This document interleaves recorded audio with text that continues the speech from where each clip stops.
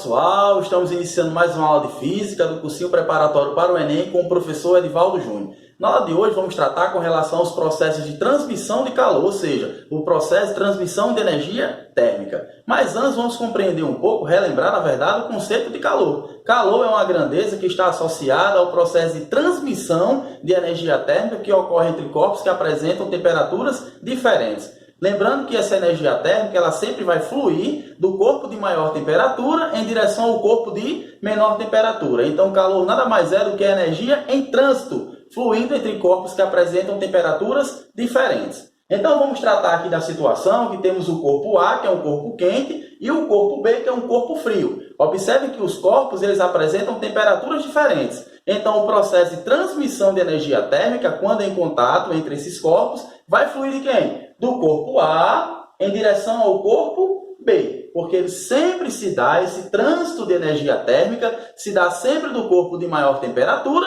em direção ao corpo de menor temperatura.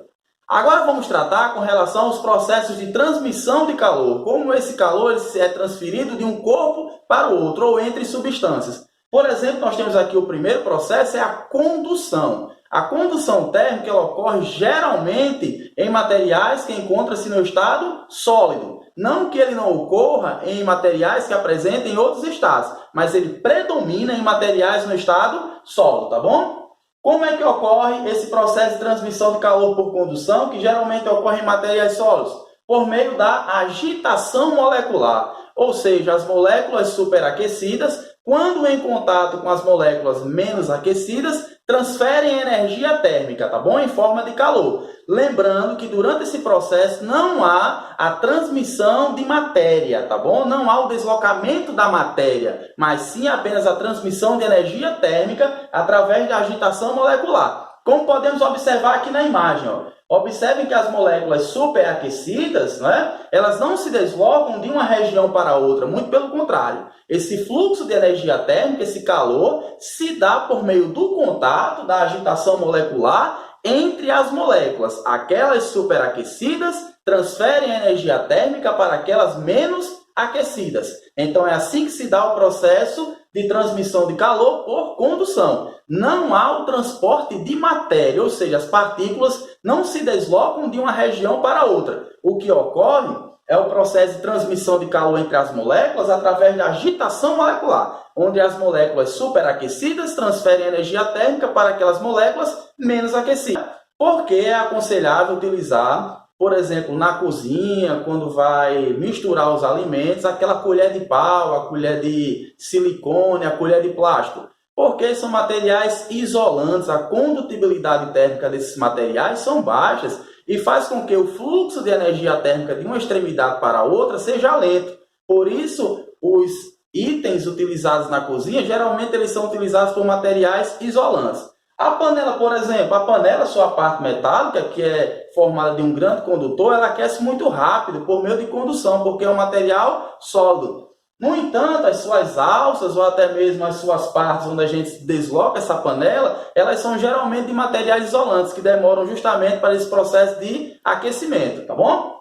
Um outro exemplo aqui que a gente pode encontrar no processo de condução é quando estamos assando, fazendo aquele churrasquinho com os alimentos. Os alimentos eles são aquecidos por meio do método da condução, tá bom? A carne, a linguiça, o frango, aquela bisteca que utilizamos sempre no churrasco. Então, o preparo desses alimentos, né, eles são aquecidos por meio da condução, tá bom, gente?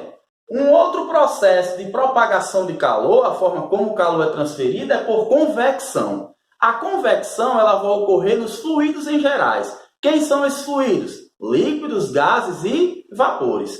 E ao contrário do que ocorre na condução, há o processo de transmissão das moléculas, ou seja, há o deslocamento da matéria. A matéria, no caso as moléculas, elas se deslocam de uma região para outra, para que possa ocorrer o processo de propagação de calor por convecção. Um detalhe importante, como foi dito, é o transporte de matéria, que a gente vai observar agora no exemplo do funcionamento de uma geladeira. A gente sabe que em uma geladeira, a parte superior fica o ar frio e na parte inferior fica o ar quente. No entanto, por meio de ciclo de convecções, não é? Por convecção, O ar frio, por ser mais denso, ou seja, mais pesado, ele tende a descer. Enquanto o ar quente, que é mais leve, menos denso, então ele tende a subir, criando assim o ciclo de convecção entre o ar quente e o ar frio, tá bom? Conforme a gente vai observar agora na imagem, ó. Observem aqui, ó, que o ar frio ele desce, enquanto o ar quente ele sobe. Isso ocorre por quê, Edivaldo? Em razão da diferença de densidade.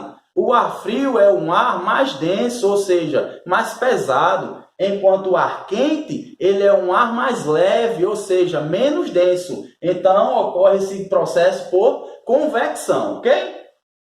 Mais exemplos aqui de convecção é o uso do ar-condicionado. O ar-condicionado ele libera o quê? Ar frio. Enquanto o aquecedor, por exemplo, ele libera o quê? Ar quente. Então, o procedimento correto de instalação do ar-condicionado e do aquecedor é o ar-condicionado sempre na parte superior, porque ele vai liberar o ar frio, e como esse ar frio é mais denso, então ele tende a descer, e o aquecedor na parte inferior, na parte de baixo, porque ele vai liberar o ar quente. Como o ar quente é mais leve, menos denso, então ele tende a subir, tá bom? Então, até o funcionamento, por exemplo, de um ar-condicionado está relacionado a esse fluxo de convecção. Observe que o ar-condicionado sempre instalado na parte superior do ambiente, ok? Um outro processo também que a gente pode tratar de transmissão de energia térmica, os procedimentos de transmissão de calor, é por irradiação. O processo de irradiação ocorre a partir das ondas eletromagnéticas, por meio dos raios infravermelhos. E um detalhe importante, isso comparado com a condução e a convecção, que eles não precisam de um meio material para se propagar, porque eles podem se propagar onde? No vácuo. Então, o processo de transmissão de calor por irradiação é o único que ocorre no vácuo, diferentemente da condução e da convecção, tá bom? Não precisa de um meio material para se propagar. Por quê? Porque ele pode se propagar no vácuo. Isso exatamente por meio de quê? Das ondas eletromagnéticas, os raios infravermelhos. É quando nos aproximamos, por exemplo, de uma fogueira e aquecemos as nossas mãos, esse processo de aquecimento e transmissão de energia térmica é por meio da irradiação. Da mesma forma como utilizamos o micro-ondas para aquecer uma comida. A comida está sendo aquecida por meio da irradiação, através dos raios infravermelhos, tá bom? Vamos observar aqui como é o procedimento de aquecimento da Terra. Observe que entre o Sol e a Terra é um vácuo, ou seja, não existe um meio de propagação, não existe um meio material para que esses raios eles se propaguem. Por isso eles podem se propagar onde? No vácuo, por meio dessa radiação solar, que são as ondas o quê? Eletromagnéticas.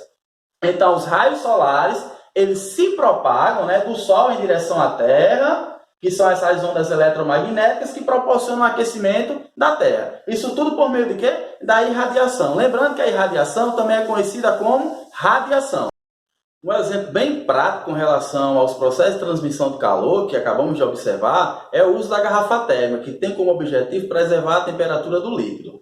Por exemplo, a tampa tem a finalidade de evitar a troca de calor por convecção, ou seja, ela inibe que o ar quente que está dentro da garrafa entre em contato com o ar frio que está fora, havendo assim a troca por convecção, porque são gases. As paredes espelhadas, se vocês observarem no interior da garrafa térmica, vocês vão ver que as paredes no interior são todas espelhadas. Essas paredes espelhadas têm a finalidade de evitar a troca de calor por irradiação, tendo em vista que os raios infravermelhos que partem do líquido, eles quando batem nas paredes do recipiente, eles refletem, ou seja, eles voltam, inibindo assim a perda de temperatura por parte do líquido. Então, as paredes espelhadas evitam o quê? O processo de transmissão de calor por irradiação. E a gente pode observar que entre toda a estrutura da garrafa no interior tem um outro recipiente. E há um espaço entre essa estrutura e o recipiente, que é justamente o ar rarefeito. Ou seja, esse ar rarefeito, esse vácuo, evita o processo de transmissão de calor por condução, tá bom? Tendo em vista que o processo de transmissão de calor, ele não ocorre no vácuo. Lembrando que o único que ocorre no vácuo é a irradiação. Então, gente, na aula de hoje tratamos com relação aos processos de transmissão de calor, condução, convecção e radiação, e reforçamos um pouco com relação ao conceito de calor. Espero que vocês tenham gostado. Vai lá em nosso canal, Professor Edivaldo Júnior, se inscreve para ter acesso às nossas aulas, faça os seus comentários, tire as suas dúvidas, tá bom, galera? Um forte abraço e até a próxima aula.